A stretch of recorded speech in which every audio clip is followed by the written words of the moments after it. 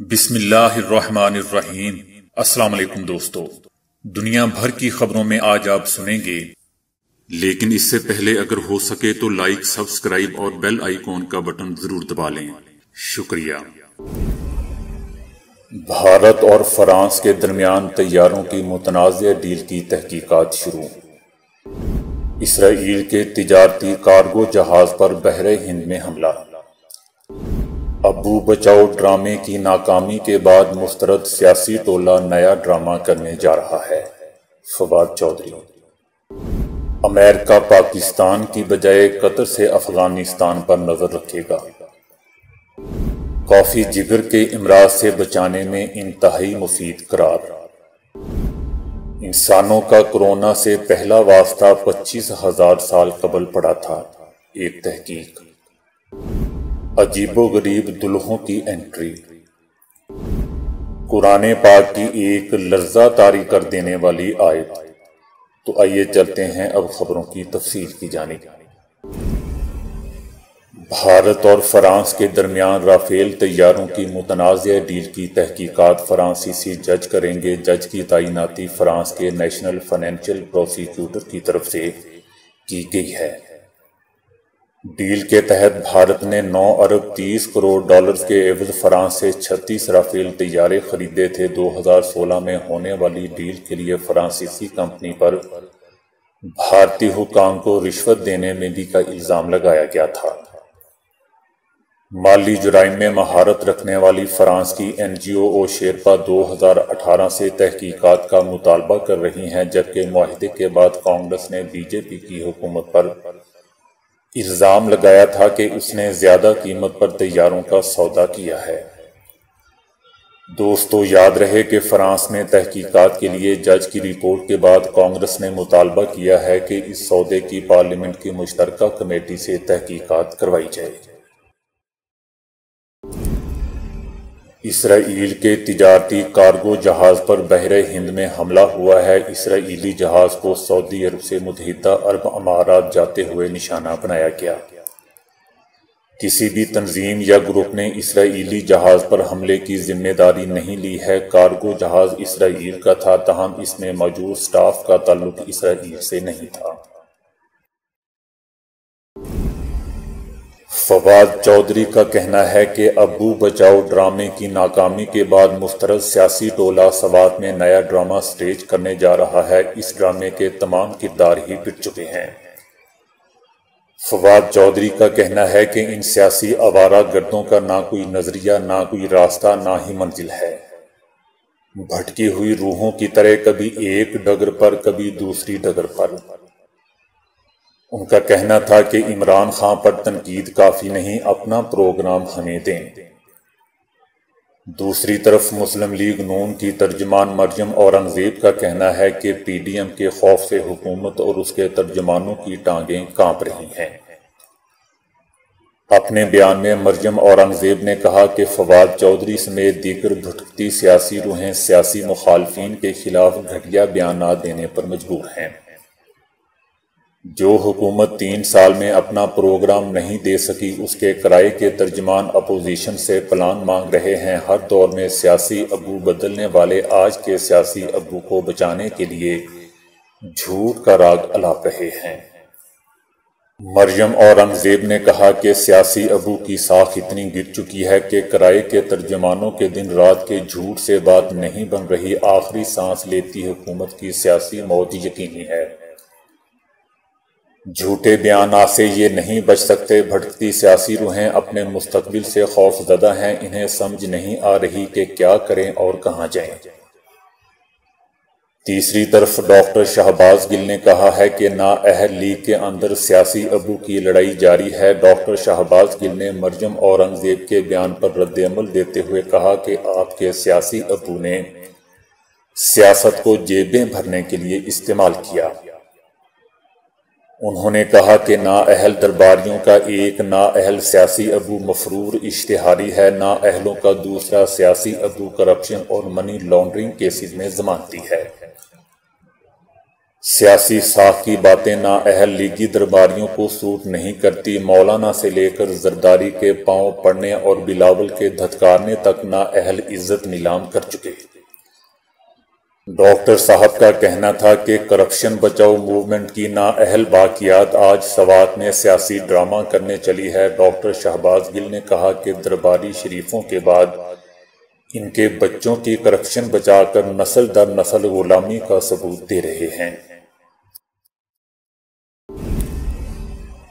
امریکی ادارے پینٹاگون نے افغانستان کے لیے نئے منصوبے کی منظوری دے دی ہے، جس کے مطابق قطر سے افغانستان پر نظر رکھی جائے گی، پاکستان سے نہیں۔ افغانستان سے انخلا کے بعد امریکی سفارتی عملے کے تحفظ اور افغان حکومت کی مدد کے لیے امریکی آرمی کی مختصر تعداد وہاں رہے گی۔ امریکہ کے لیے کام کرنے والے افغان شہریوں کو وسطی ایشیا بھیجنے کی کوشش کی جائے گی۔ اس حوالے سے امریکہ نے قازقستان، تاجکستان اور ازبکستان کے وزرائے خارجہ جو کہ 2 روزہ دورے پر امریکہ میں موجود ہیں ان سے پناہ دینے کی درخواست کی ہے۔ اگر آپ کافی کے شوقین ہیں تو اچھی خبر یہ ہے کہ باقاعدگی سے اس کا استعمال جگر کے کئی امراض کو روک سکتا ہے۔ ماہرین کے مطابق ہر طرح کی کافی اس میں مفید ہے۔ اس ضمن میں ایک طویل عرصے تک باقاعدگی سے کافی پینے والے 3,84,818 افراد کا موازنہ ایسے 1,97,000 افراد سے کیا ہے جو کافی نہیں پیتے تھے۔ اب تمام افراد کا 10 سال اور 7 ماہ تک جائزہ لیا گیا ہے، جن میں جگر کے درینہ اور خطرناک امراض کے ساتھ ساتھ چکنائی بھرے جگر کی کیفیات اور ان سب سے ہونے والی اموات کا جائزہ لیا گیا۔ اس سے پہلے کافی کے کئی فوائد سامنے آتے رہے ہیں، جن میں یہ کئی امراض کو روکتی ہے۔ ان میں بعض اقسام کے کینسر اور گردے کے امراض بھی شامل ہیں، لیکن یہ معلوم نہیں ہو سکا تھا کہ وہ کون سے مرکبات ہیں جو جگر کے سنگین امراض کو روکتے ہیں۔ تاہم اب تحقیق بتاتی ہے کہ ہر قسم کی کافی اس میں مفید ثابت ہوئی ہے، خواہ وہ کسی بھی کمپنی کی ہی کیوں نہ ہو۔ اگر آپ پابندی سے 2 کپ روزانہ پیتے ہیں تو جگر متاثر ہونے کا خدشہ 21% تک ٹل جاتا ہے۔ مجموعی طور پر کافی پینے والی خواتین اور حضرات میں جگر کے امراض سے اموات کا خطرہ 50% تک کم ہوا ہے، جو ایک بہت خوش آئند بات ہے۔ اس ضمن میں یہ جاننا ضروری ہے کہ روزانہ کتنے کپ کافی پینے سے فوائد حاصل ہو سکتے ہیں، اور اس کا تعین طبی آزمائشوں یعنی کلینیکل ٹرائلز کے ذریعے کیا جا سکتا ہے۔ عالمی وبا قرار دیے جانے والے کورونا کا انسانوں سے پہلا رابطہ تقریباً 25,000 سال قبل پڑا تھا۔ اس بات کا انکشاف آسٹریلیا اور امریکہ کے سائنسدانوں پر مشتمل تحقیقاتی ٹیم نے کیا ہے۔ ٹیم کی جانب سے کیے جانے والے دعوے کے تحت 25,000 سال پہلے مشرقی ایشیا میں کورونا کے پھیلنے والی بیماری تقریباً 20,000 سال تک جاری رہی تھی۔ میگزین کرنٹ بائیولوجی میں شائع ہونے والی تحقیقاتی رپورٹ کے مطابق اس سلسلے کے ثبوت اور شواہد خطے کے موجودہ لوگوں کے جینز میں بآسانی دیکھے گئے ہیں۔ دلچسپ بات دوستو یہ ہے کہ یہ تحقیقاتی رپورٹ ایک ایسے وقت میں منظر عام پر آئی ہے کہ جب دنیا میں یہ بحث نہایت ہی شدت سے کی جا رہی ہے کہ کیا کورونا نے قدرتی طور پر جنم لیا ہے، اور یا یہ کہ کسی لیبارٹری میں مصنوعی طریقے سے پیدا ہوا ہے اور پھر حادثاتی طور پر دنیا میں پھیل گیا۔ طبی ماہرین اور سائنسدانوں کے پاس اس حوالے سے مختلف وجوہات اور جوازات بھی موجود ہیں، لیکن تاحال دنیا کسی ایک نتیجے پر نہیں پہنچ سکی ہے۔ مگر یہ بات طے ہے کہ اب تک کورونا دنیا بھر میں کروڑوں افراد کو متاثر کر چکا ہے، جبکہ لاکھوں افراد اپنی جانوں سے بھی جا چکے ہیں۔ طبی ماہرین اور سائنسدانوں نے 2002 میں بھی چائنا میں پھیلنے والی کورونا کی ایک وبا کو سارس کا نام دیا تھا، جس کے نتیجے میں 8,000 افراد متاثر جبکہ 800 افراد مارے گئے تھے۔ کرنٹ بائیولوجی میں شائع ہونے والی تحقیق کے مطابق آسٹریلیا اور امریکی سائنسدانوں پر مشتمل ٹیم نے یہ دریافت کیا ہے کہ کم و بیش 25,000 سال پہلے مشرقی ایشیا میں کورونا کی وبا پھوٹی تھی جو 20,000 سال تک جاری رہی تھی۔ تحقیق کے شریک مصنف اور Queensland University of Technology میں حیاتیاتی ماہر الیگزینڈر نے کہا ہے کہ اس کورونا نے آبادی میں ایک بڑی تباہی پھیلائی تھی اور اہم جینیاتی داغ بھی چھوڑا تھا۔ دوستو، کسی بھی درخت پر موجود دائروں کی طرح ہمارا جینیٹک کوڈ بھی ہمارے قدیم ماضی کی داستان سنا سکتا ہے۔ ہمارے جینز میں ہونے والی میوٹیشنز کا مطلب ہے کہ کچھ لوگ فطرتی طور پر وائرس سے جلدی متاثر ہو سکتے ہیں اور یا پھر ان میں بیماری کی سنگین علامات ظاہر ہو سکتی ہیں۔ ویتنام، چائنا اور جاپان سے تعلق رکھنے والے افراد میں کورونا سے تعلق رکھنے والی جینیاتی علامات پائی گئی ہیں، لیکن یہ علامات دنیا کے دیگر حصوں کے لوگوں کے جینز میں ظاہر نہیں ہوئیں۔ ڈاکٹر سلیمی کے مطابق علامات ظاہر ہونے کے بعد ہم نے یہ جاننے کے لیے مختلف ٹولز استعمال کیے کہ اس خطے کے لوگوں میں یہ جینیاتی تبدیلیاں کتنا عرصہ پرانی ہیں۔ تو انہوں نے بتایا کہ یہ تبدیلیاں لگ بھگ 25,000 سال قبل رونما ہونا شروع ہوئیں، جس کا مطلب ہے کہ یہ وبا 20,000 سال تک جاری رہی تھی۔ شائع شدہ تحقیق سے واضح ہوتا ہے کہ اندازاً 20,000 سال کے دورانیے تک انسانوں کا واسطہ کورونا سے پڑا ہوا تھا۔